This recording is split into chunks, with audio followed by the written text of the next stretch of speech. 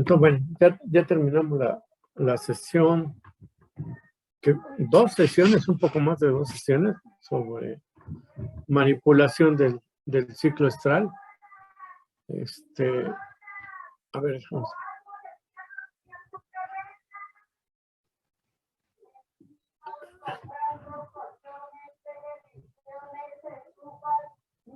A ver,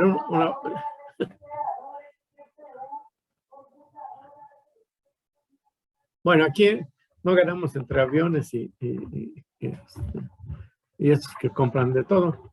Bueno, vamos entonces a iniciar la sesión, la siguiente sesión. ¿Se acuerdan que les había dicho que había movido los temas? Yo espero que haya quedado mejor, o sea, sí, o sea, haber visto el ciclo estral y después del ciclo estral haber revisado los métodos para regular o manipular el ciclo estral y que no quede tan distante después de varias semanas volver a tomar este tema. Yo espero que haya sido más provechoso de esta manera. Después del ciclo estral, el siguiente, siguiendo con el orden, ¿verdad?, de la fisiología reproductiva, y dentro de nuestro programa, el siguiente tema es un tema, pues obviamente que forma parte del ciclo estral y en el caso de la hembra, y se refiere básicamente a lo que es conducta sexual. Pero bueno, en la mayor parte de nuestros sistemas de producción y esto, pues esa conducta también se despliega, ¿verdad?, normalmente ante la presencia del macho. Entonces, vamos a continuar con esta sesión. Esta sesión que vamos a empezar es una sesión donde abarca la conducta tanto de la hembra durante el estro como del macho hacia una hembra que está en estro. Es muy difícil separar, ¿sí?, al hablar de conducta, separarlos tanto a la hembra como al macho, porque pues es una acción conjunta. Lo que vamos a ver entonces es en este momento, bueno, en este tiempo que nos queda, es la parte de conducta o comportamiento sexual. Entonces vamos a abrir hasta con un cuadro de este señor Frans van Mieris, un holandés, un pintor holandés, y este cuadro me gusta mucho en este tema de conducta sexual ponerlo porque pues es básicamente de lo que vamos a estar hablando, de la conducta sexual, bueno, obviamente no en humanos, pero sí en una cuestión de nuestros animalitos domésticos. Entonces vamos empezando y los puntos lo van a encontrar como conducta o comportamiento sexual, no importa, pero nosotros lo vamos a manejar como conducta sexual. Y lo que vamos a revisar son estos 4 puntos, ¿sí? Lo que pues la duración, cuánto dura el estro en las hembras, ya lo hemos empezado a ver, creo. No, vimos duración del ciclo. Entonces vamos a ver ahora cuánto dura esta parte del ciclo, el estro, celo o calor, y su relación con el momento de la ovulación en las diferentes especies domésticas.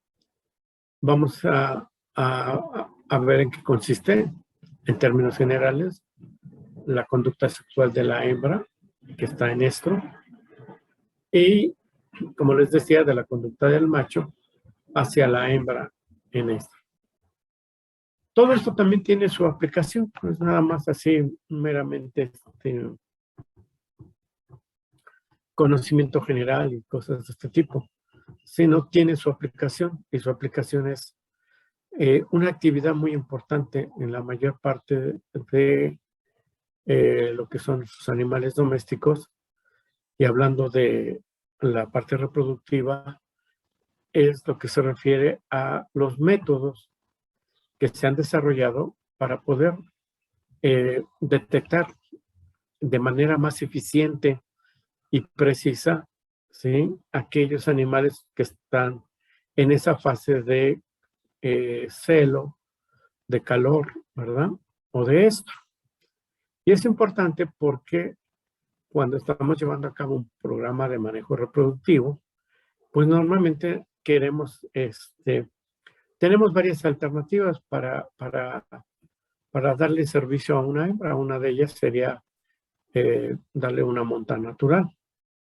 Pero si esa monta natural queremos que sea con determinado macho, pues entonces necesitamos determinar en qué momento la hembra sale en calor para exponerla a ese macho, ¿sí?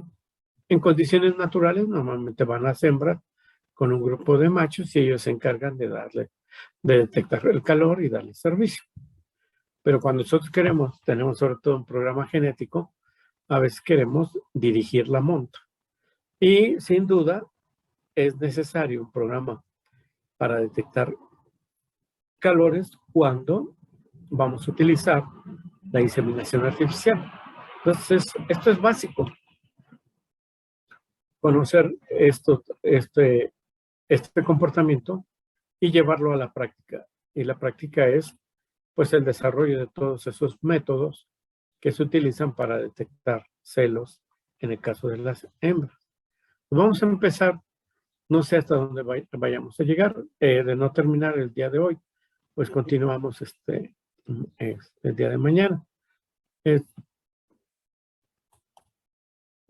Otra vez, el material que tienen ustedes de apoyo para este tema es el libro, en el libro de texto del departamento, en la unidad 8, ustedes pueden encontrar este tema. Y también pueden apoyarse en los videos. Hay un video, ¿verdad?, sobre comportamiento sexual en el aula virtual del departamento. Entonces, ojalá les interese y tengan esa oportunidad de revisar este material. Bien, entonces vamos a comenzar. Y tenemos una gráfica media complicada, pero mira, no es tanto, ¿verdad? Es un cuadro, es unas fotografías donde básicamente nos van a permitir entender dos cosas. Uno, cuánto dura el estro en las diferentes especies domésticas, y el otro es cuándo ocurre la ovulación. Ya les había dicho que en la mayor parte, excepto una especie, en la mayor parte de nuestras especies domésticas, la ovulación, ¿verdad?, va a ocurrir, ¿sí?, durante el periodo de estro de la hembra. Entonces, como dice aquí, una reproducción exitosa va a requerir de una buena coordinación. Entonces, lo importante del estro, aparte de que la hembra se vuelve receptiva al macho, lo importante es que en ese periodo de receptividad va a ocurrir uno de los eventos más importantes, ¿sí?, en la reproducción, que es la ovulación. Y esto ocurre en forma coordinada. Pero desafortunadamente no tenemos nada más una especie, sino tenemos 7 especies diferentes. Y obvio, hay diferencias entre una y otra. Entonces, aquí en pues en esta gráfica, yo les presento cuánto dura el estro en cada una de nuestras especies. Y se representa básicamente con una barrita de color amarillo. Entonces podemos ver que la especie que tiene un estro más corto, ¿verdad?, es la vaca. ¿Sí? En la vaca, el estro dura entre 8 a 18 horas. Antes de seguir adelante, para que ustedes no les cueste trabajo, todos estos valores numéricos los he tomado directamente de ese capítulo 8 del libro de reproducción. Entonces son los mismos valores que están en ese capítulo. Entonces aquí volvemos a lo mismo. La vaca tiene un estro muy corto, de 8 a 18 horas. Después empiezan a tener las otras especies, obviamente, estros más largos. La oveja de 24 a 36, la cabra muy parecido, de 24 a 48 horas, ¿verdad? Un poquito más largo, ligeramente más largo. La cerda puede tener un estro que dure de 48 a 72 horas, estamos hablando de 2 a 3 días. La gata ya tiene un estro mucho más largo, de 3 a 16, y ya habíamos platicado por qué tanta variabilidad, ¿verdad? En todo esto. Que si se aparea, que si no se aparea, que cuántas veces se aparea, etc. ¿Sí? Pero más o menos el periodo de esto puede ser tan corto como 3 días o tan largo como 2 semanas. En la yegua les he estado comentando que también es muy variable, ¿verdad? Puede ser en un rango aquí. En estos que son tan largos manejamos rangos, ¿sí? Que nos da una información más clara, pues. Y en la yegua puede ser tan corto como 12 días. Otra que también tiene un estro muy largo, similar a la yegua, es la perra, de 3 hasta 20 días. Esto hace entonces que haya diferencias en la duración del estro. Y estas diferencias, entonces, las encontramos en las diferentes especies domésticas. Ahora, es importante que ustedes sepan cuánto dura el celo, ¿verdad? En cada una de las especies. Y también es importante que sepan, ¿verdad? En relación a la duración del celo, cuándo ocurre la ovulación. Y aquí tenemos en la misma gráfica, ¿sí? Señalado el punto aquí sería el punto de inicio del celo. Y ustedes ven que tiempo después de que inicia el celo o el periodo de receptividad sexual de la hembra, ocurre la descarga de GnRH y LH. Aquí tenemos representada la descarga de LH, que le llamamos descarga preovulatoria de LH.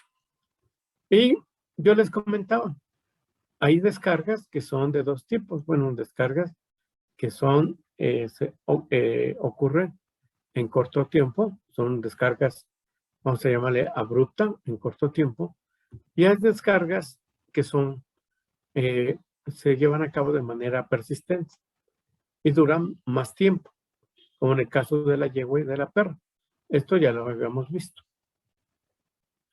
En estas descargas abruptas, pues es importante que ustedes recuerden que esto tiene una ventaja desde el punto de vista fisiológico, porque aproximadamente 24 a 36 horas después de que se da la descarga, ocurre la ovulación. ¿Sí? Entonces, por ejemplo, en la vaca, bueno, pues tenían la ovulación, ¿sí? Ocurriría 24 a 36 horas después. ¿Sí? Esto sería, de otra manera, 4 a 16 horas después de finalizado el estro. Y saben ustedes, recuerdan, que es la única especie que ovula fuera de la etapa del estro. En todas las demás, la ovulación ocurre durante el periodo del estro, excepto en la vaca. Y como las otras ya tienen un celo más largo, la ovulación va a ocurrir, por ejemplo, en los rumiantes, la ovulación en la oveja y la cabra, en los pequeños rumiantes, ocurre casi al finalizar el celo, que son 24 o 36 horas después. Si lo quieren ver de otra manera, sería algo así como, también hay autores, para confundirnos más, que lo señalan, por ejemplo, aquí de 18 a 24 horas después de que inició el estro. ¿Sí? O 30 a 35 horas después del inicio del estro. Bien, en la cerda pues ya tiene un celo más largo de 48 a 72 horas y la descarga, bueno, pues ya ocurre Ya no al finalizar el estro, pues pero en la parte, en el tercio final, ¿sí? O 24, 48 horas después de iniciado el estro. En el caso de la gata, pues esto es muy particular porque, ya saben, la descarga que va a desencadenar la ovulación va a depender básicamente de que ocurra la cópula y con ello la descarga de LH. Pero aproximadamente 26 a 28 horas después del coito va a ocurrir la descarga de la ovulación, perdón. Dos especies donde es más complicado por las características del largo del estro y el tipo de descarga es la yegua y la perra. Lo que les comentaba en la yegua. La yegua no, ¿sí? No sabemos si va a ser, no sabemos cuánto va a durar esto, ni cuándo va a ocurrir la ovulación. En la yegua la ovulación puede ocurrir técnicamente en cualquier momento del celo. Sí, pero el problema es que el celo puede ser tan corto como 2 días o tan largo como 12 días. ¿Sí? En el caso de la perra, la ovulación ocurre, ¿sí? Aproximadamente, ¿verdad? Lo que vendría a ser 2 a 3 días después del inicio del estro, aproximadamente. ¿Sí? Pero también tenemos el mismo problemita que en la yegua. El celo puede ser tan corto como 3 días o tan largo como 20 días. Y esto complica mucho. Esto complica mucho el manejo, sobre todo cuando queremos inseminar o dar monta dirigida a nuestros animales para determinar en qué momento dar la monta o en qué momento inseminar al animal. Pero son conceptos bien importantes que tienen que tener en cuenta, ¿sí? Dentro del programa reproductivo, ¿verdad? Entonces, eh, es bastante información, sí, pero bueno, yo espero que la revisen y que la estudien. Y bueno, entonces pasaríamos al siguiente punto. El siguiente punto es básicamente ya lo que se refiere ya, no tantos datos, no tantos números, sino lo que se refiere a la parte de comportamiento o conducta sexual. Entonces, aquí vamos a separar, aunque es una acción conjunta de la hembra con el macho, vamos a separar esta situación, ¿verdad? Entonces, miren, esta imagen es muy bonita porque es una imagen donde tenemos a un par de cabras, ¿verdad? Bueno, el macho y la hembra, y tenemos a la hembra en esta actitud con el macho. La hembra, ¿sí? No va a desplegar esta conducta a menos que esté en celo, en estro o calor. Entonces, no va a aceptar este tipo de interacción a menos que esté alrededor de este periodo, que esté en estro, en celo o en calor. Bien, entonces, aquí vamos a puntualizar dos cosas. El papel de la hembra, ¿verdad? Y sobre todo de la hembra que está, le vamos a llamar en esto, en celo o calor, es lo mismo, ¿sí? Ya no voy a usar las tres palabras, sino cualquiera de las tres, pero me refiero al mismo momento, ¿sí? El papel de la hembra va a ser, de una hembra en calor, va a ser buscar, ¿sí? O sea, va a buscar atraer al macho. O sea, la hembra su papel principal es atraer al macho, ¿verdad? Cuando está en celo. En el caso del macho, también tiene una actividad. Y el macho lo que va a hacer es tratar de identificar si la hembra está en celo, ¿sí? Antes de intentar montarla. ¿Por qué esta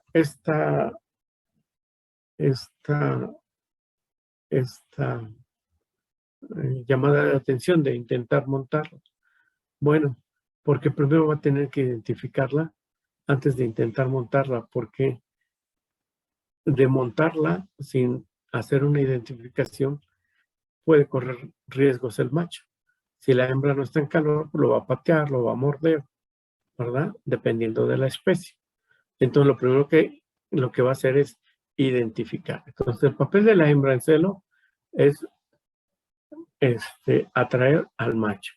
Y el papel del macho es identificar si esa hembra está en celo antes de montar. Entonces vamos a empezar con la hembra, vamos a tratar de hacer una disección de esto para entender un poco mejor y vamos a empezar a hablar de la conducta sexual de la hembra, ¿verdad? En ese periodo de estro. Bien, ese periodo de estro, entonces ya vimos que puede durar varias horas o varios días, dependiendo de la especie. Les he dicho que durante ese periodo el periodo de celo es el único periodo del ciclo estral donde la hembra es receptiva al macho. Entonces, eso es la parte principal. El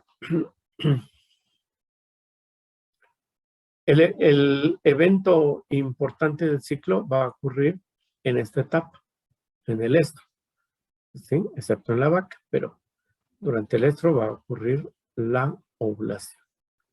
Y algo que es importante que ustedes recuerden es que la hembra en esta fase de celo, calor, estro, está hormonalmente hablando bajo la influencia de estrógenos.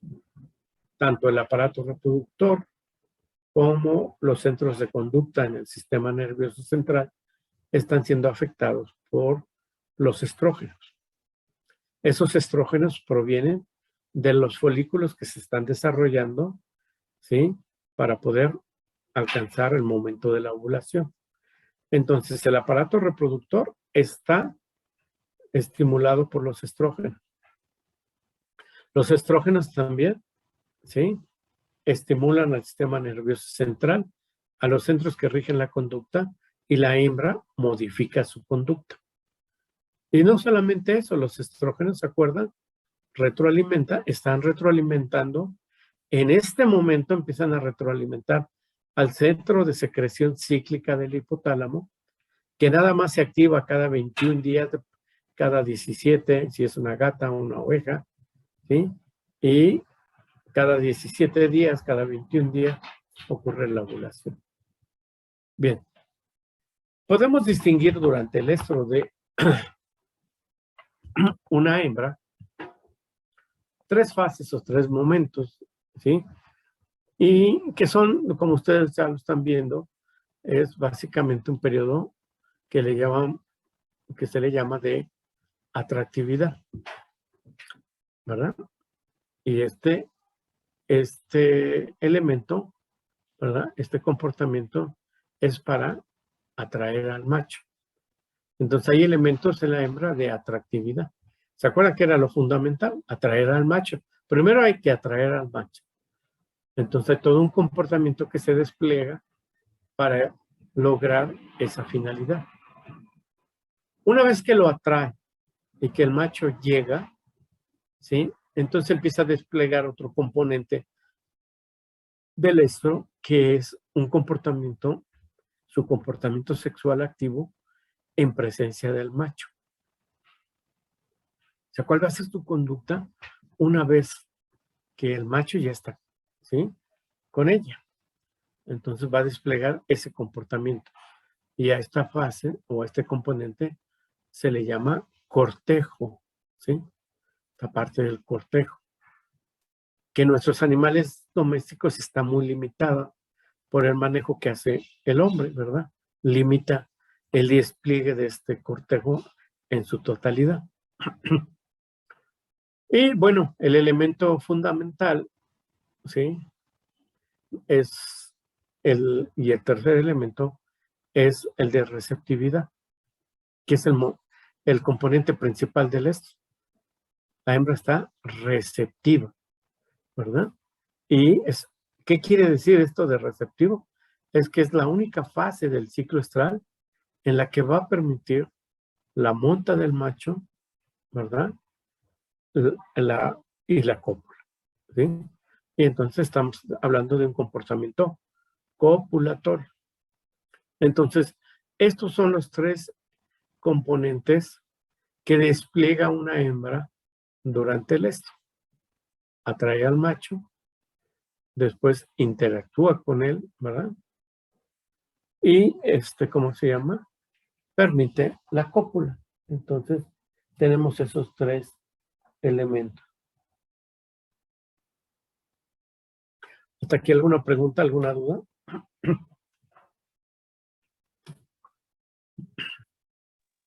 Todo bien, Doc. Gracias, Oscar. Bien, pues vamos a desglosar ahora estos 3 elementos, ¿verdad? Yo sí tengo una duda, doctor. Sí, adelante. ¿Estos 3 conceptos se aplican tanto para machos como para hembras? No, para hembras. Dice componentes del estro. Ah, sí, cierto. Ay, perdón.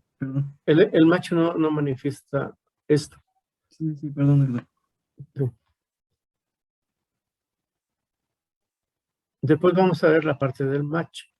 Esto es para hembras. O sea, les dije que vamos a desglosar el comportamiento sexual primero de la hembra y después del macho. Entonces estamos con las hembras. Bien, entonces vamos a ver en qué consiste esa atractividad. Entonces, la atractividad son básicamente el comportamiento y señales que la hembra va a emplear para atraer al macho. O sea, ¿cómo va a atraer al macho una hembra que está en en este momento del estro? Bueno, lo puede hacer y lo hace utilizando diversas señales, ¿sí? Y desplegando, ¿sí? Un comportamiento también diverso. Miren, aquí hay unos ejemplos. No quiere decir que sean todos. Tenemos 7 especies diferentes. Cada especie tiene sus particularidades, pero para no entrar en especie por especie, bueno, vamos a generalizar en este momento. Entonces, una hembra que está en calor, ¿sí? Y busca atraer al macho. Entonces hay una búsqueda activa. Es una búsqueda donde incluso la hembra se puede separar de sus compañeras, ¿verdad? Y buscar activamente al macho. A esta hora del día, era temprano allá en Tequisquiapan, ¿sí? Las cabras reciben su alimento, ¿verdad? Y se dedican a eso, ¿no? En el caso de las cabras que están en calor, normalmente están inquietas. Si nosotros introducimos un macho, pues en este caso las demás siguieron comiendo, ¿verdad? Pero esta se acercó al macho. Entonces hay una búsqueda activa de la hembra hacia el macho en todas las especies. El aparato genital, les acabo de decir, que está estimulado por los estrógenos. Y esos estrógenos van a producir cambios en todo el aparato genital. Y esos cambios también abarcan cambios en los genitales externos. Entonces, los genitales externos, los labios vulvares, están más turgentes, ¿verdad? Están más irrigados. Entonces, son más turgentes. Si ustedes lo abren, ven la mucosa, ¿sí? Mayormente irrigada. Se ve rojiza, ¿verdad? Y si abren los labios vulvares, incluso pueden, ¿sí? Ver estrías de moco, ¿sí? Moco que se empieza a producir durante este periodo. Entonces, hay esos cambios que son visibles y que nos sirven, todo esto nos sirve para detectar también nosotros, cuando no usamos machos, qué hembras están en celo. Y también cuando se usan los machos para verificar que efectivamente está en celo. Hay machos jóvenes que empiezan a aprender, o machos de menor talla y son rechazados, aunque la hembra esté en calor, etcétera, etcétera. En esas secreciones, ¿sí? Presentes en el moco cervical, ¿sí? O también al momento de orinar, presentes en la orina, son secreciones que acarrean feromonas. ¿Se acuerdan que las feromonas son hormonas? En este caso, cuya función es básicamente atraer al macho, indicarle, en este caso, al macho que la hembra está en celo, está en calor. Ahora, estas feromonas no son propias no solamente del estro, se empiezan a producir desde el proestro, en algunas especies más, en otras menos. Entonces, ustedes pueden ver que hay especies que empiezan a atraer al macho, pero lo rechazan en los perros, en los caballos, en general, ¿sí? Y lo rechazan, ¿por qué? Pues porque todavía no están en esta fase plena de receptividad, apenas están en el proestro, pero ya empezaron a producir feromonas para atraer al macho. Normalmente lo que vemos también en una hembra que está en celo, aparte de que está más activa, es que empieza a haber mayor vocalización, ¿sí? Empiezan a vocalizar, ¿sí? Entonces la vaca empieza a bramar, ¿sí?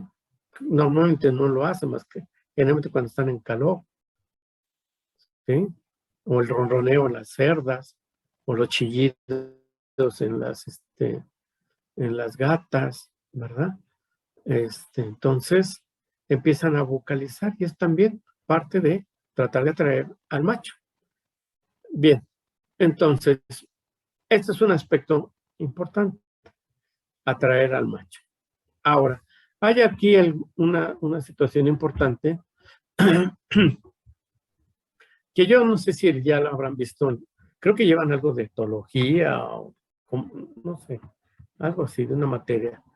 Si alguien me puede ayudar, pues, se Es lo agradezco. comportamiento animal. Conducta animal, Comportamiento, sí. comportamiento, pero es la parte reproductiva, obviamente. Sí, sí, Muy sí. bien. Bueno, entonces gracias. Dentro de todo esto, dentro de un grupo de animales, en este caso de hembras que están en un rebaño, en un hato, ¿verdad? Va a haber diferencias también en la atractividad. Hay unas hembras que son más atractivas que otras, ¿no? Por diversas circunstancias. Entonces, por ejemplo, las hembras adultas son más atractivas que las hembras jóvenes en términos generales, ¿sí? Por ejemplo, algo más particular que se ve, por ejemplo, en las ovejas, son más atractivas cuando tienen lana, cuando están pelonas, cuando se les trasquila, pues se vuelven menos atractivas. Y vean esto, ¿cuál sería su implicación en la práctica? Pues a lo mejor en la época de empadre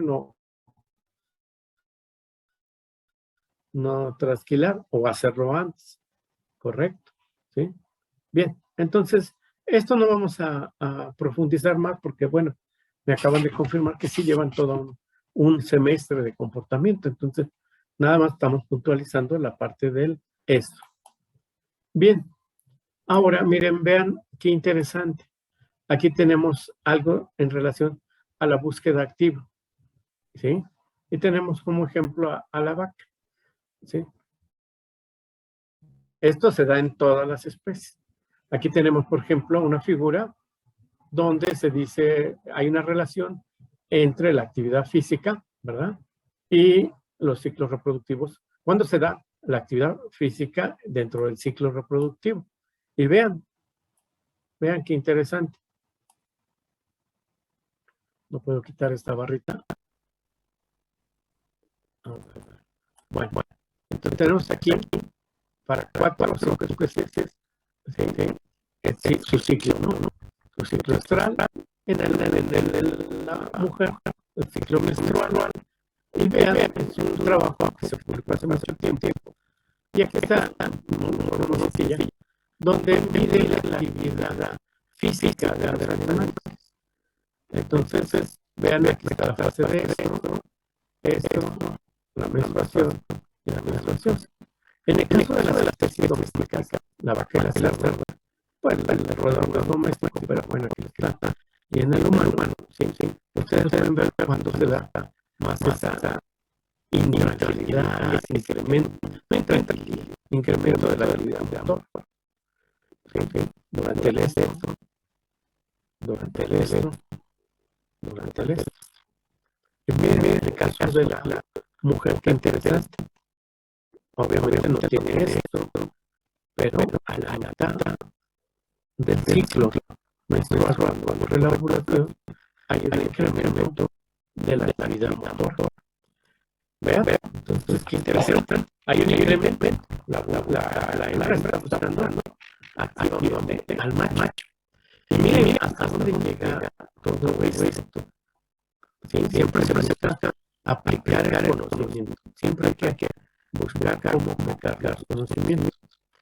Hace mucho tiempo, porque ya tiene algunas décadas, pues dijeron, bueno, en vacas, miren, una de las especies donde es muy importante detectar calores es en las vacas que están estabuladas o en confinamiento, como es la vaca lechera. En las vacas lecheras, sí, ya no se manejan más. Bueno, no en las vacas lecheras, perdón. En los temas de producción de leche ya no manejan machos.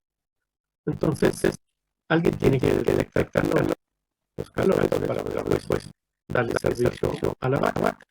Entonces, este es muy problemático en esta especie, porque tienen un celo corto, ¿verdad? Dura menos de 24 horas. Entonces, te quito tiempo para poderlas descargar. Entonces, esto ha llevado a tratar de desarrollar elementos para ayudarnos en la detección de calor, sobre todo en estos sistemas donde la detección de calor las hacen las personas. Personas van a ser conocidas como celadores. Una de estas ayudas es, a alguien se le ocurrió, ¿por qué no monitoreamos la actividad física, el número de pasos que dan las vacas diariamente? Cuando pasan a la sala de ordeña, en este caso, se hace la lectura, pasa directamente a todo el sistema. El sistema determina cuántos pasos dio la vaca entre esa ordeña y la anterior. Si se incrementa de manera significativa la actividad motora, se las va a marcar en un listado como una vaca que posiblemente esté en calor. Vean hasta dónde llega esto se llama odómetro. Entonces, esto que usan los atletas que corren y miden sus pasos y eso no es propio, no es nada nuevo, lo usamos en medicina veterinaria desde hace mucho tiempo. Medir y cuantificar. Entonces, este es un ejemplo de cómo podemos mejorar, ayudarnos a mejorar en la detección. Bien, hay otra cosa también importante. Hay cambios, ¿verdad? En estas hembras, en esta fase, ¿verdad? Cambios que podemos observar y que nos ayudan a detectar celos, ¿verdad? Como son los cambios en los genitales externos. Les decía ahí, la foto es muy bonita, ¿sí? Los genitales externos, ¿sí? Debido a la influencia del estrógeno, están más irrigados, tienen una coloración rojiza, son más, le llaman pungentes, o están esta turgencia debido a que puede haber una edemización vulvar. ¿Sí? Si abren ustedes los labios, van a ver, por ejemplo, en el caso sobre todo en la caca, la presencia de hilos de moco transparente. Se llama moco cervical. Viene de ser y ayuda este móvil para lubricar, ¿sí? El aparato genital, estas partes, ¿sí? Porque puede haber cópula, y eso es bueno, esté lubricado. Pero este móvil también sirve para transportar a los espermatozoides. En el caso de la yegua, despliega una conducta muy propia, que sería esa tumefacción de los labios, enrojecimiento, ¿verdad? Pero también la yegua está encargando, ¿sí? Una conducta muy propia es el movimiento de sus labios vulvares. Los abre y los cierra constantemente. A veces se aciclilla, ¿verdad? Como esta. Y a la vez, otra de las cosas que también es propia de estos animales que están en celo, tienen la orina con mayor frecuencia. En el caso de la yegua, este movimiento de los labios vulvares es muy propio de la especie, ¿sí? Y se llaman en la jerga, ¿verdad? En el campo le llaman espejeo. Entonces, cuando dicen que una hembra está espejeando, pues ya saben de qué se trata. ¿Sí? Hay producción de feromonas en la hembra, estamos en esta etapa con las hembras, en la etapa de atractividad. El macho normalmente va a llegar a inspeccionar, ¿se acuerdan, verdad? No monta directamente, primero llega e inspecciona. ¿Qué inspecciona? Sobre todo el área perineal, aunque es una inspección frontal, zona verde. Entonces, ¿qué está tratando de buscar? Buscar llevarse secreciones, ¿verdad? Ya sea de mucosa fecal, de la orina, ¿verdad? ¿Sí? Hacia su órgano bombero nasal, hacia el órgano corporativo, para tratar de detectar estas sustancias. El macho, en este caso, aprovechando, está en un proceso de verificación. Qué interesante es todo esto. Y esto lo tenemos que conocer, realmente aprender. Entonces, cuando se llevan estas secreciones, ¿verdad? Y tratan el macho de detectar las secreciones, ¿sí? Esos fluidos, orina, moco, ¿sí? Saliva también, ¿verdad? Va a tratar de llevárselos, o sea, los toma por la boca, ¿sí? Va a ejercer con la lengua una presión negativa para llevar los fluidos a través del ducto o de los ductos nasopalatinos hacia el órgano bombero nasal, que tiene la capacidad de detectar esas sustancias. ¿Sí? También se hace a través del sistema olfatorio principal, por las dos vías. Bien. Cuando lo hace por esta vía, a través del órgano bombero nasal, ¿sí? Y al ejercer la lengua una presión sobre el paladar, va para crear una especie de vacío y succionar los fluidos, ¿sí? Va a manifestar este tipo de conducta. Parece que se están riendo. Pues no están riendo. Están trabajando en qué? Identificar si la hembra está en celo o no. Entonces esto se llama a esta conducta del macho, que también la llega a presentar la hembra, las hembras pueden olfatear a otra y desplegar la misma conducta, se llama signo de Fleming. Por ejemplo, hasta el cerdo. No, el cerdo no. Pues cómo no, el paso está muy trompudo. Pero también, ¿sí? Tiene el despliegue de otra cosa. Bien, seguimos con las hembras y seguimos ahora con la fase de cortejo. Entonces, el cortejo sería ya una vez que la hembra se pone en contacto con el macho. Entonces, es un comportamiento sexual activo. El comportamiento sexual activo de la hembra, ¿sí? Ante el macho. Y ese comportamiento tiene varias finalidades, ¿sí? Y básicamente es interactuar con el macho para estimularlo a copular, ¿sí? O bien a reiniciar el comportamiento sexual si ya copula. Entonces a volver a empezar con estos procesos. Entonces, el despliegue de conductas que hace la hembra ante la presencia del macho es muy diverso. Depende de la especie. Aquí no podemos separar a hembras de machos. Aquí ya están en ese proceso de perfecto. Por ejemplo, en cerdos, ¿sí? En cerdos, ¿verdad? El cerdo, ¿sí? Empieza a humear, empieza a olfatear lo que acabamos de decir, ¿verdad? Y empieza a ponerse en contacto con la hembra.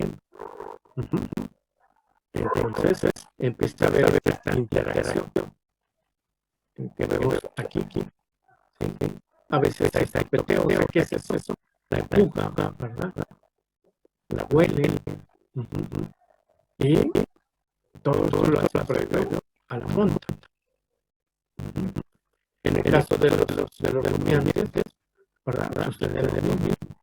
Se atrae el macho, bueno, aquí ya se llama mono, el que hace llegar los dos al mismo tiempo. Y bueno, pues no sabía si entra para acá, pero también empieza a actuar. Empieza a olfatear, empiezan a tratar de costado, ¿verdad? De costado, empiezan a empujar, en algunos casos empiezan a morder la caballo, de empezar a morder, ¿verdad? Y, por ejemplo, en el caso de los pequeños rumiantes, empiezan a desmontar, empiezan a meter la mano entre las piernas de la hembra antes de montar. El toro, por ejemplo, apoya su barbilla sobre la copa de la mano, la descansa ahí antes de intentar montar. Entonces, bueno, es todo un despliegue de la conducta, ¿verdad? Para para estimular al macho. ¿Sí? Bien. Miren, esto es lo que decía aquí el macho, en el caso de los pequeños rumiantes, empiezan a meten su manita y empiezan como a rascar antes de montar. También se apoya su barbilla aquí antes de montar. Sí. Bien.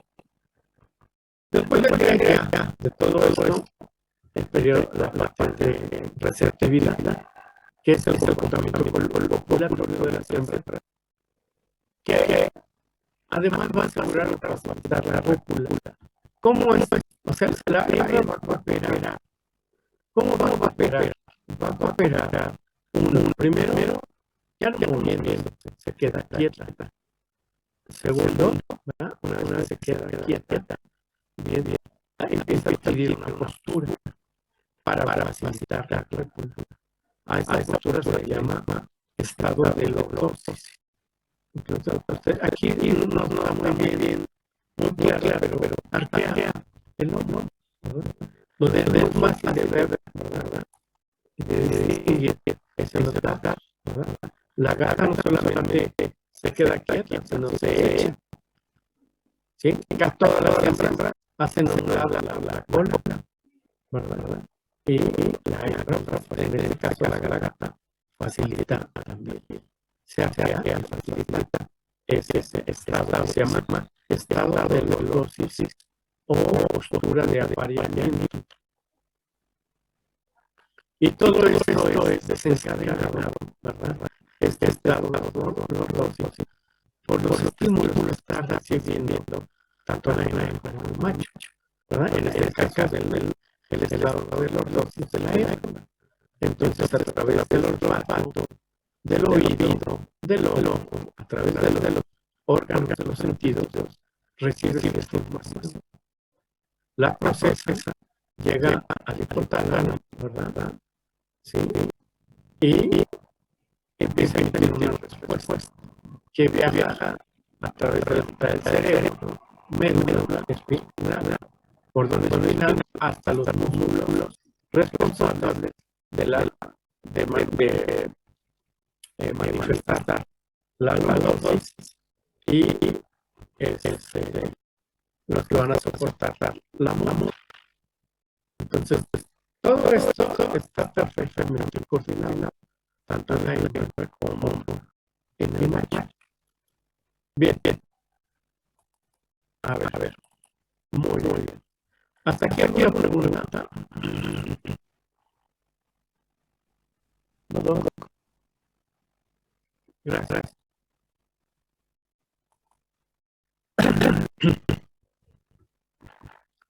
Bueno, ahora vamos a ver la otra parte, que ya la estamos viendo. Es muy difícil separar y es la conducta del macho hacia una hembra que está en calor. Entonces, esto es para fines de entendimiento. La conducta o las etapas de comportamiento reproductivo del macho las podemos dividir en tres. Un comportamiento que le vamos a llamar comportamiento precopulatorio, un comportamiento durante la cópula, y no se termina ahí, sino hay un comportamiento después de la cópula, que es un comportamiento postcopulatorio. Y cada uno de ellos tiene sus diferentes elementos. Por ejemplo, vamos a revisar el comportamiento precopulatorio, antes de que ocurra la cópula. ¿Qué hace el macho? Pues lo que va a hacer, ¿verdad? Es buscar a la pareja sexual, a la búsqueda de la pareja sexual. Una vez que la encuentra, no llega y la monta, ¿verdad? Los animales jóvenes sí podemos ver esta conducta, que llegan y no muertan directamente, pero a veces me los patean, los muerden, ¿sí? O si la hembra es tranquila, simplemente se quita y se mueve hacia un lado. Bien, entonces el otro elemento vendría a ser una vez que está con la hembra, la parte del cortejo, de la cual ya hemos hablado, y este cortejo va a llevar, ¿sí?, hacia la intención de que se desencadene, ¿sí?, la excitación sexual, y esta va a desencadenar la erección del pene y su esterilización. Se llama producción también, pero es más fácil la esterilización del pene. Todo esto es un comportamiento precopulatorio. Entonces, antes de montar, ¿sí?, pasan varias cosas. El comportamiento copulatorio del macho abarca 3 puntos. La monta, ¿sí?, tiene que saber dar, ¿sí?, o aprender. Con la monta le continúa la penetración y la eyaculación. Este es el comportamiento copulatorio para distinguir estas fases. Después viene un comportamiento muy interesante, que es el postcopulatorio. Obviamente el macho desmonta, entra en un periodo que le llamamos periodo refractario. Este es un periodo de tiempo más o menos depende de la especie, en el cual el macho no va a tener interés, ¿sí?, de iniciar un contacto, ¿verdad? O sea, uno acercamiento sexual, sino que se observa y se le llama periodo de refracción. Este periodo de refracción es muy diferente al periodo de cuando el macho ya está exhausto, cansado, ¿sí? Entonces, bueno, este es el periodo que se da después de la cópula, antes de iniciar nuevamente un nuevo contacto sexual. Pero bueno, si el macho tiene diversos contactos sexuales en un momento, en un periodo tiempo, pues va a llegar un momento en que queda exhausto y ya no va a volver a intentar montar, por lo menos por ese día. Y bueno, todo esto termina en algo muy importante, que es la memoria. ¿Sí? Si esto es, en pocas palabras, es placentero, lo guarda en la memoria, ¿verdad? Si no lo es, también lo guarda en la memoria. Y después va a rehusar tener contacto, ¿sí? Dependiendo de qué tan no placentero. Si lo tratan a golpes, si lo llevan al corral a base de golpes, sombrerazos, de estos alrededores, ¿sí? O si la llevan en un mal momento, la lleva al bateo, lo lastimó, etcétera, pues también se puede traducir en una actividad poco placentera o dolorosa, que sería lo peor. Y después no quieren montar. Y que tiene, que esto, que le pasó, y que le dan vitaminas, le dan testosterona, pues le dan para empezar un buen trato a ella y a los que vienen antes de, o sea, hay que saber cómo entrenar a los animales, en este caso los machos. Hasta aquí alguna pregunta.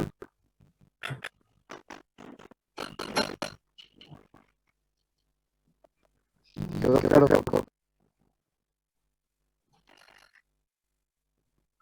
Gracias. Este es un tema importante, muy práctico también. Miren, aquí tenemos a unos animales que tenían eso. Son ovejas, no van a las cosas, son una oveja de pelo. ¿Sí? Y vemos el comportamiento un poquito de fotos preculatorio, ¿verdad? Para la búsqueda de la pareja sexual, el inicio del cortejo y la excitación sexual, ¿no? Entonces, aquí llega, olfatea, se lleva los fluidos, ¿verdad? Antes mire, por aquí, antes de montar, pasa la manita entre las patitas de la y empuja. Y todavía antes de montar, precavido, antes de montar, apoya su barbilla, ¿verdad? Sobre la grupa de la animal.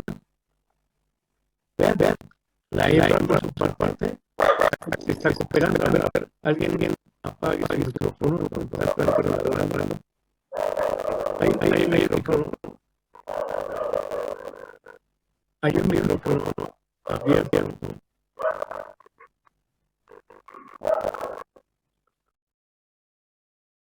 Bueno. Entonces la hembra también está cooperando, no se mueve. Está tan grande para una rama. Aquí, a pesar de esto, bueno, no se mueve. Entonces, todo eso es un comportamiento. Obviamente que va a excitar al macho y le va a dar información de que puede montar.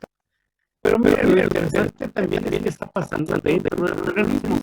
En el caso del macho, todos estos estímulos que está recibiendo a través de los órganos sentidos los lleva al hipotálamo. Y ahí en el hipotálamo, ¿verdad? Va a estimular a los núcleos supraórticos para la vehicular. Si recuerdan, estos núcleos producen oxitocina, la cual se almacena en la neurohipófisis y se libera oxitocina. Y esta oxitocina pasa a la sangre y al organismo. Cuando llega al aparato reproductor, va a provocar un estímulo para que empiecen a contraerse los músculos lisos de los conductos, ¿verdad? Del epidídimo, de los conductos deferentes, y al contraerse, los espermatozoides están almacenados, sobre todo en la orla del epidídimo, empiezan a moverse hacia la uretra. ¿Sí? Y esto es bajo qué condiciones el macho está siendo estimulado, ¿verdad? Y ese estímulo provoca la liberación de oxitocina y el movimiento de sus espermatozoides. Bien, entonces, pues de manera complementaria, el macho también tiene comportamiento copulatorio, ¿verdad? Y que tiene diferentes elementos, que sería la parte de la mama, introducción del pene y la eyaculación. Entonces aquí tenemos para las rumias esos momentos, ¿verdad? El momento de este caso el toro, normalmente llega, inspecciona, ¿sí? Lo que ya les he platicado, olfatean, ahí se llegan, se juntan, ¿no? Se mueven o la topetean, le pegan suavemente en los costados, ¿sí? Y empieza a verificar. Después de acercarse a más, apoya esta, aquí de apoyar, ¿sí? la barbilla sobre la grupa. Si no se mueve, entonces hay machos que montan, intentan hacer como un impulso sin lograr toda la monta, o directamente montan y ya completan la grupa. En el caso de los carneros, bueno, pues más o menos lo que ya les he platicado, está con el mismo propio, a meter su mano a través del pierna, apoyar también, y después, bueno, van a mandar. El chivo es medio escandaloso, ¿verdad? Y tiene un despegue también similar de ruta, ¿no? Llega a verificar hasta que va a la planta.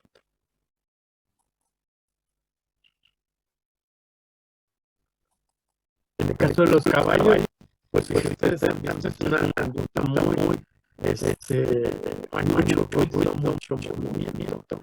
El garañón se pone muy inquieto, a veces ya es difícil de manejar, pero bueno, si lo ponen en contacto con la hembra, ¿verdad? El contacto, bueno, va a desplegar ese acercamiento, ¿sí?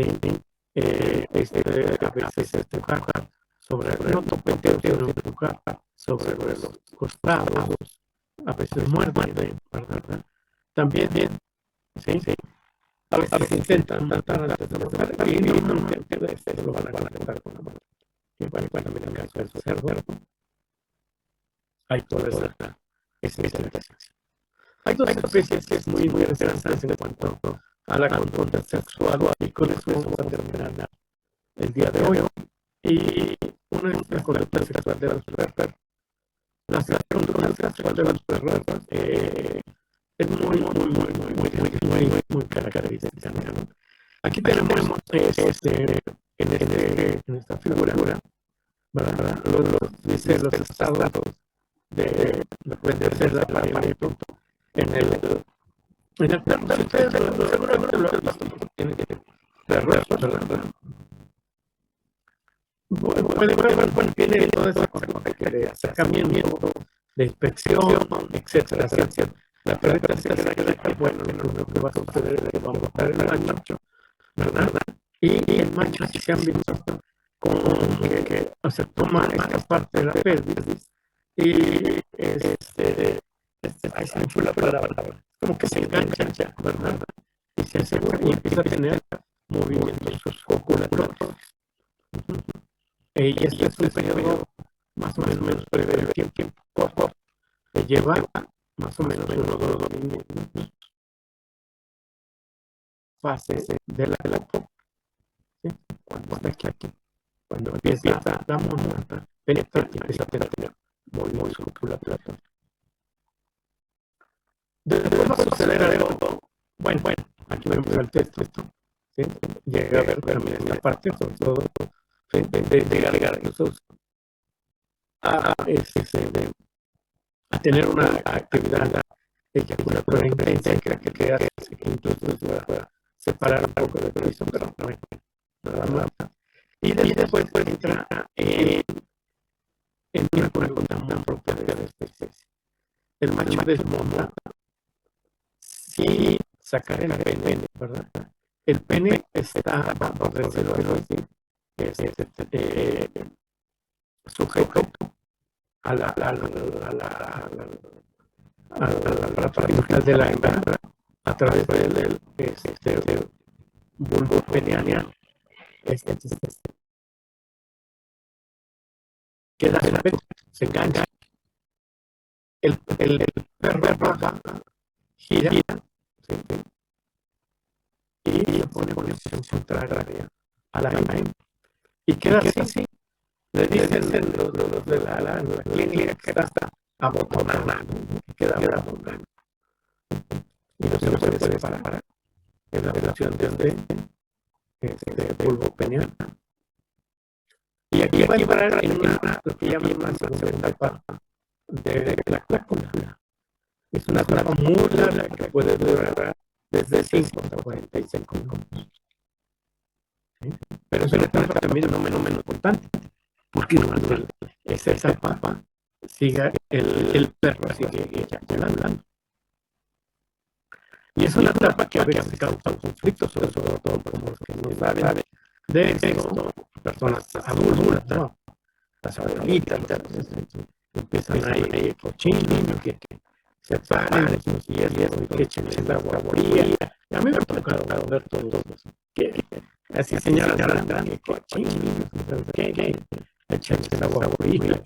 No sé cuántas tonterías ya, pero ustedes como profesionales deben saber que eso es normal y que no hay que tratar de separar.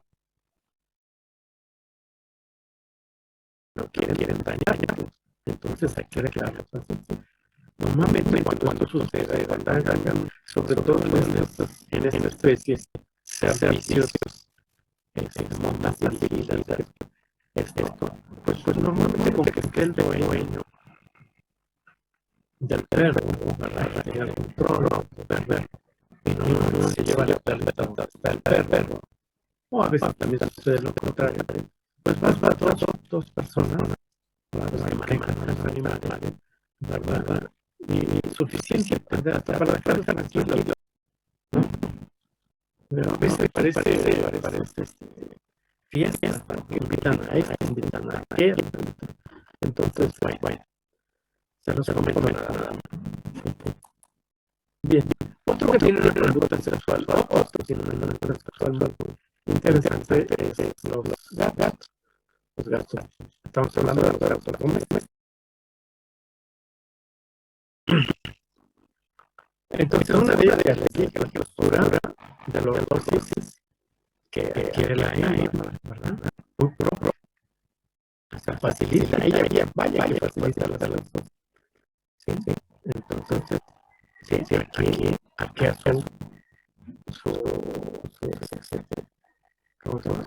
su espinadora. Normalmente todos los animales, todas las hembras hacen un lado su cola, también facilita el contacto. Y el macho, bueno, pues en este caso, el gato, ¿verdad? Sí, pues va a empezar su proceso de inspección y se va a variar esta postura. Normalmente cuando se aparea sucede que el macho toma, ¿verdad? Muerde a la hembra, ¿sí? Durante el apareamiento. Y después de que el lleva a cabo el apareamiento, bueno, lo que sigue es todo se baja, ¿sí? Y en el caso de la gatita, ¿sí? Normalmente esta es una conducta muy de ella, a girar, puede empezar a girar, ¿sí? Después de la práctica. Si fuera otro tipo de gato, por ejemplo, no sé, pues se desmonta y corre, ¿sí? Porque si no te va a arrancar la ahí. Bien. A ver, ya vamos a ir terminando. Pero vamos a aprovechar porque es miércoles para luego atrasarnos más. Ahora. Aquí pasa también, vámonos a la parte de la eyaculación. Entonces, esto es muy interesante. cuando la eyaculación se da una hora después de que el macho, ¿verdad? Sí, o que el más bien el penetra para el reproductor. Y cuando esto sucede, se estimula, empieza a ver, sí, básicamente sensorial. Y normalmente el glande es una estructura muy bien encuadrada. Y cuando penetra, ¿verdad?, el aparato reproductor de la hembra, va a tomar, ¿sí?, como estímulos tanto la temperatura como la presión que hay ahí en la vagina. Si son positivos, se va a desencadenar un reflejo, ¿verdad? Un reflejo que va básicamente lo que va a desencadenar es la contracción de tres músculos que son muy potentes, ¿sí? Que son el músculo uretral, que está aquí, el músculo bulboso y los músculos isquiocavernosos. Se contraen. ¿Se acuerdan que ya las células más liberación de oxitocina ya llegaron acá? Bueno, de la penetración entonces se desplazan gracias ya no a la oxitocina, bueno, sino más bien a la contracción potente de estos tres músculos, ¿sí? Uretral, bulbo esponjoso y los dos bulbos isquiocavernosos. Y de esta manera son expulsados o eyaculadas las células sexuales. Bien, aquí déjenme ver nada más.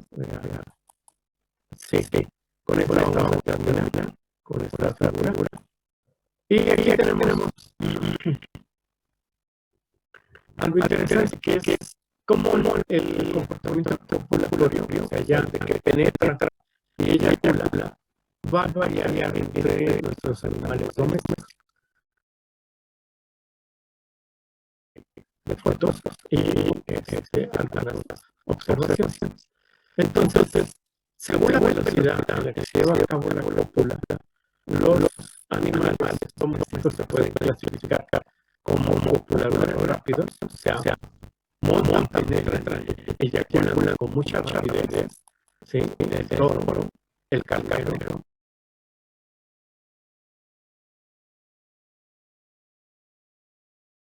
No, dejo de escucharse. ¿Ya?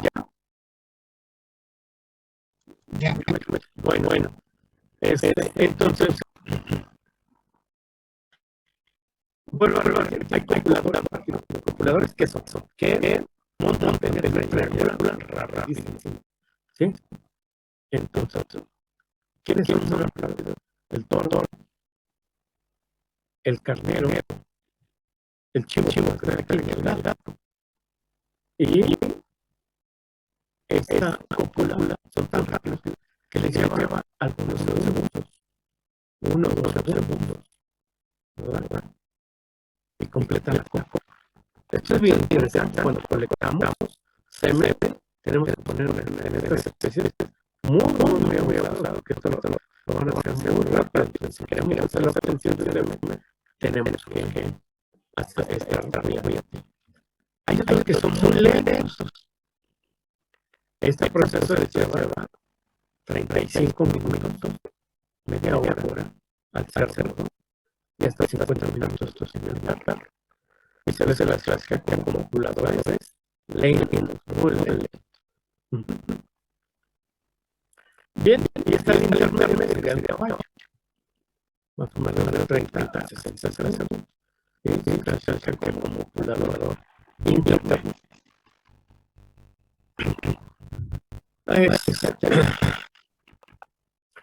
Y bueno, ya para terminar les comento nada más la que es para que tenemos la evaluación de la cálcula, ¿verdad? Y el volumen que ya hay. Esto lo vamos a ver después. Pues nada más es interesante que te conozcan que hay especies por el bovino el carnero y el chivo, que cuando, sobre todo bovino y carnero, que cuando eyacula,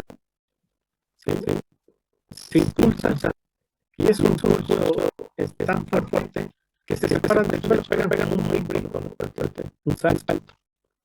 Entonces, este es un buen inicio cuando estamos colectando, obteniendo el semen de que ya hay eyacula. Cuando pega ese aquí, se salta. En el caso, por ejemplo, de los caballos, no hacen esto, ¿verdad? Pero en el caso de los caballos, tienden, cuando se completa la eyaculación, a tener un movimiento vigoroso y rápido de la cola, que se llama en el largo, ahí banderero.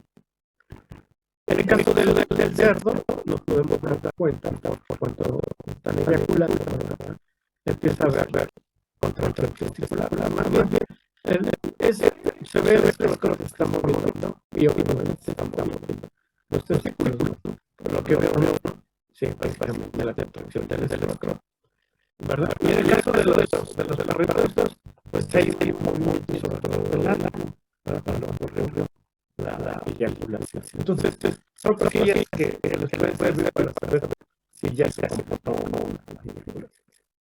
Bien. Entonces, con esto terminamos la parte del comportamiento del comportamiento, ¿verdad? La próxima de mañana, cuando va a ser, sino mañana vamos a empezar a acabar el tema, un punto que normalmente les platico, normalmente no lo vemos en clase, no lo vemos en clase, lo vemos en prácticas. En todas las prácticas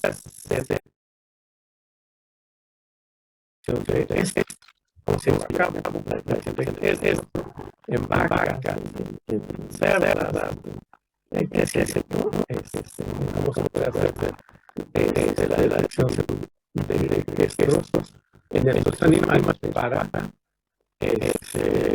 sobre todo cuando queremos darles monta o servicio dirigido, e indudablemente cuando queremos inseminar a nuestros animales, cuando queremos usar esta técnica, tenemos que detectar calor. Entonces, lo dejamos hasta aquí. Mañana empezamos con detección de esto y vamos a continuar de la siguiente manera. Pues ya que está la en calor que ha sido detectada, ¿verdad? Todo lo que vamos a tomar como tema y vamos también a cambiar de lugar para que se pueda ir con esta parte, que es el tema de, vamos a empezar el tema de inseminación artificial. En clase no se lo podemos en clase, que es una locura, pero tenemos una situación, lo vamos a ver en lugar de una clase, lo vamos a ver, lo vamos a dividir en 3 partes y le vamos a dar más tiempo a inseminación artificial para que ustedes pues entiendan bien qué consiste esta técnica, ¿no?, de inseminación artificial. Bien, jóvenes, pues entonces esto va a ser todo por hoy. Ya se acabó la huevo, ya pues ya teníamos que regresar. Y si quieren ustedes hacer una pregunta, alguna duda, algún comentario, pues con todo gusto.